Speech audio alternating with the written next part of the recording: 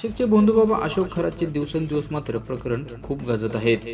त्यामध्येच त्यांचे अनेक काळे कारनामे आता समोर यायला सुरुवात झाली आहे। तसंच अशोक खरातचा अजून एक कारनामा समोर आला, ते म्हणजे तो महिलांना कशी भुरळ पाडायचा की तुला मुलगा हवा की मुलगी, जर मुलगा पाहिजे असेल तर तुला माझ्याकडे यावे लागेल असं तो म्हणायचा। तुला मुलगाच होईल असं सांगून पीडित गर्भवतीवर महिलेवर भोंदूबाबा अशोक याने विधी करण्याच्या नावाखाली लैंगिक अत्याचार केल्याच्या धक्कादायक घटना उघडकीस आल्या।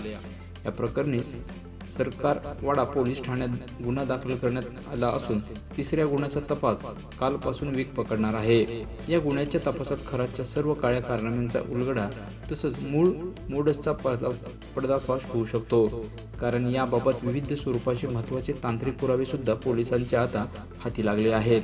त्यामुळे अजून अशोक खरातच्या अडचणीत वाढ देखील झाली आहे।